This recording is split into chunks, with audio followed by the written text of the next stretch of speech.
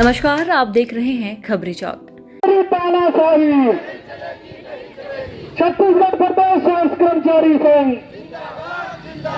छत्तीसगढ़ प्रदेश स्वास्थ्य कर्मचारी भ्रष्टाचारी बंद करो, बंद करो, बंद करो, भ्रष्टाचारी बंद करो, बंद करो, बंद करो, भर्ती नियम का उल्लंघन बंद करो, उल्लंघन बंद करो, बंद करो, बंद करो। दीन तेरी तानाशाही, दीन तेरी तानाशाही नहीं चलेगी, नहीं चलेगी।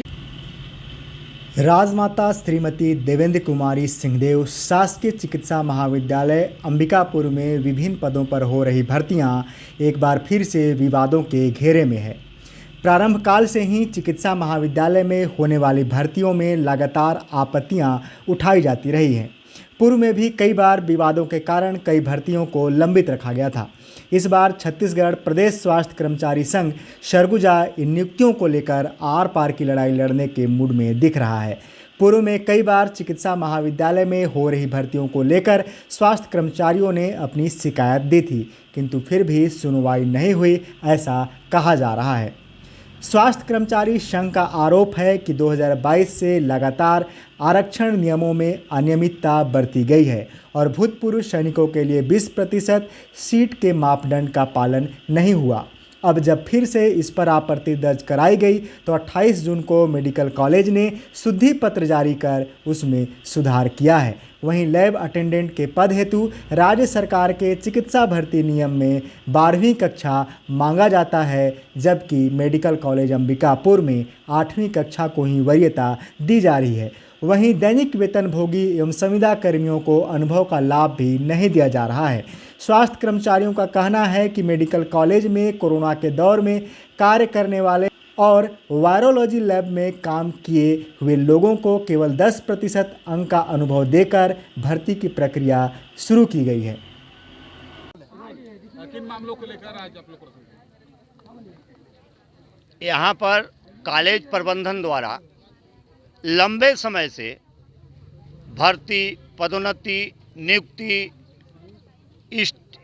या कलेक्टरेट पर कर्मचारियों को रखना, ये सब में मनमानी और भारी अनियमितता बरती जा रही है। राज्य शासन द्वारा जो सेवा भर्ती नियम, चिकित्सा शिक्षा सेवा भर्ती नियम है, उस नियम को भी नहीं माना जा रहा है।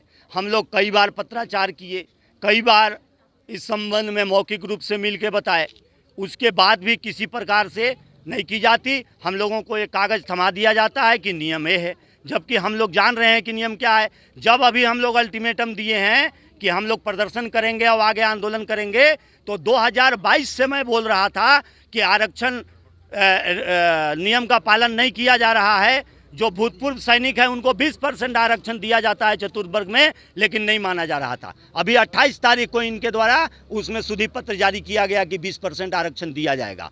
उसके बाद हम लोग ये बोल रहे थे कि जो भर्ती हो रही है उस भर्ती में लैब अटेंडेंट का 8वीं नहीं 12वीं भर्ती नियम दिया है, ये 8वीं के आधार पर कर रहे हैं। तो कई का योग्यता बदल दिया जा रहा है, कई को नियम का पालन नहीं किया जा रहा है। और इसके अलावा जो भी हम अपनी बिंदु का मांग किए हैं, हमारा मांग है, हम कलेक्टर सर को भी इस समय में ज्ञापन दिए थे। कलेक्टर महोदय ने अपने पत्र के माध्यम से राज्य शासन चिकित्सा शिक्षा आयुक्त को पत्र भी दिए हैं कलेक्टर सर कि इसमें आवश्यक कार्रवाई किया जाए, लेकिन अभी तक कोई कार्रवाई नहीं हो रही है।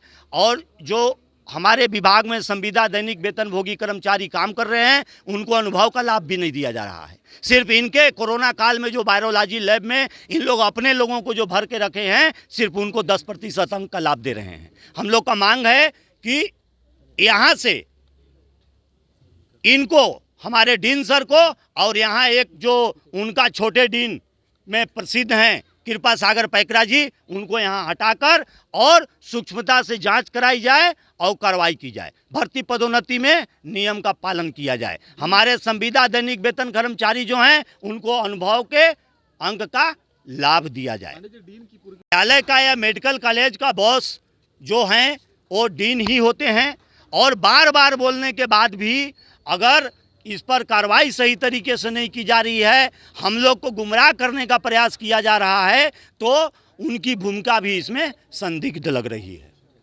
आगे क्या कार्रवाई? आगे अगर आज के बाद किसी प्रकार की कार्रवाई नहीं होती है तो निश्चित रूप से हम लोग आज के 15 दिन बाद पुनः जिला प्रशासन को सूचना देकर और इसी मांग को लेकर और हम लोग अनिश्चितकालीन धरना प्रारंभ करेंगे। वहीं मेडिकल कॉलेज के डीन रमनेश मूर्ति ने कहा कि मैंने सारी भर्ती प्रक्रिया को राज्य सरकार के गाइडलाइन के अनुसार ही किया है। उच्च अधिकारियों से मार्गदर्शन के बाद ही भर्ती प्रक्रिया को आगे बढ़ाया है। मैंने स्वास्थ्य कर्मचारी संघ की शिकायतों को सुना है और उन्होंने जो ज्ञापन दिया था उसका उन्हें जवाब भी दिया है। भर्ती प्रक्रिया नियम के अनुरूप ही चल रही है। छत्तीसगढ़ कर्मचारी संघ के सदस्यों के द्वारा लिखित में अप्रैल में और अभी मई की स्थिति में कुछ बिंदु दिए गए थे और जिसपे उनको जवाब बनाकर 28 तारीख को भेज दिया गया है। और अगर उसमें कुछ उनको कोई संशय की स्थिति है तो उसे दूर करने का प्रयास किया जाएगा, लेकिन गलत नहीं किया जाएगा, ये मैं आपको विश्वास दिलाना चाहता हूँ। देखिए, नियम सम्मत होता है, समिति बनाकर सिलेक्शन कमेटी, स्क्रूटनी कमेटी सब काम करके नियम सम्मत ढंग से शासन से आदेश अनुमोदन प्राप्त करके ही काम किया जाता है। किसी एक व्यक्ति के कहने से कोई प्रक्रिया नहीं चलाई जाती, ना होना चाहिए और ना ऐसा संभव है। तो उनकी मांग क्या है सर? नहीं, मैं नहीं कह सकता, इनको इनका जवाब समुचित ढंग से दे दिया गया है। जिन जिन भर्ती जो मुद्दे इनके द्वारा उठाए गए हैं उनके द्वारा उन्हें व्यक्तिगत रूप से भी, और अगर ये कोई मैंने जवाब 28 को दे दिया है जैसा मैंने कहा है।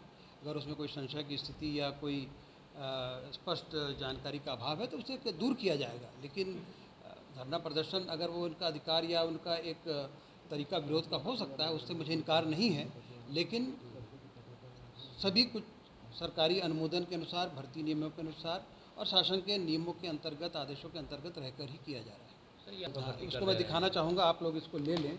इसके लिए मैंने अपने उच्चाधिकारी से अनुमोदन प्राप्त करके किया है। इनमें लिखा गया है कि वहीं स्वास्थ्य कर्मचारी संघ ने भर्ती प्रक्रिया को निरस्त करने एवं डीन एवं उनके सहयोगी को मेडिकल कॉलेज से हटाने की भी मांग की है। हम आपको बता दें कि मेडिकल कॉलेज अंबिकापुर में जब भी भर्ती होती है वह हमेशा से ही विवादों के घेरे में है। कई बार तो सालों भर्तियों को लंबित भी रखा जाता है। अब देखना होगा कि इस मामले में आगे क्या होता है। क्या डीन जो बातें कह रहे हैं भर्ती उसके आधार पर ही होगा या फिर स्वास्थ्य कर्मचारी संघ की बात भी सुनी जाएगी।